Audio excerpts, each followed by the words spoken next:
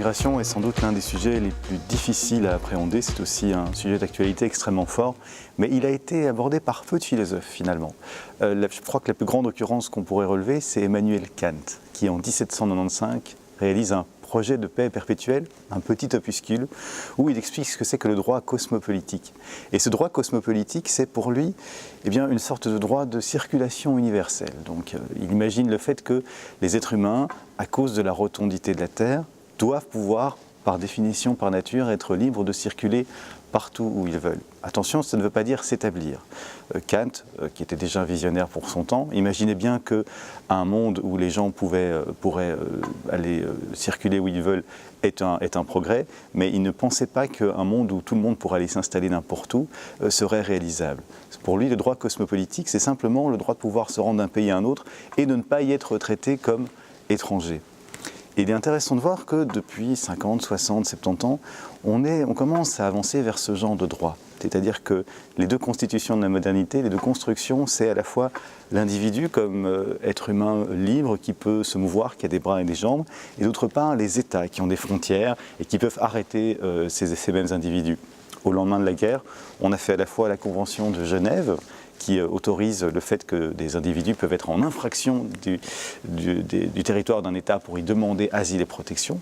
Et en même temps, on a édité la Déclaration universelle des droits de l'homme, qui a pour principe que tout homme a le droit de circuler d'un espace à un autre et de rentrer dans son pays.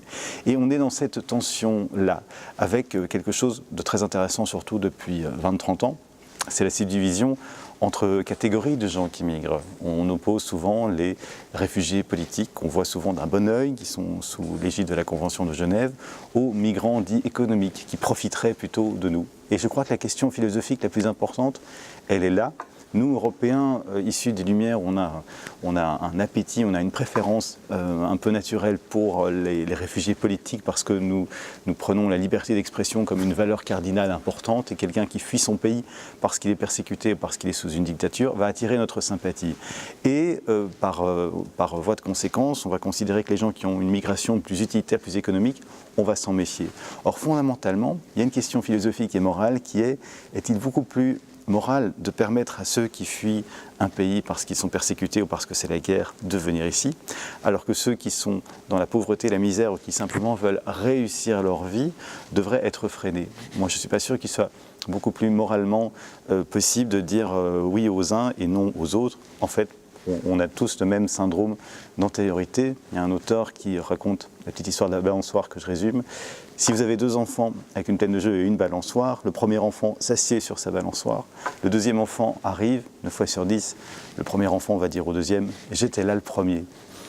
En fait, c'est philosophiquement un argument bien curieux et bien insuffisant, et surtout frappant de voir que comme adulte, on n'a pas trouvé beaucoup mieux.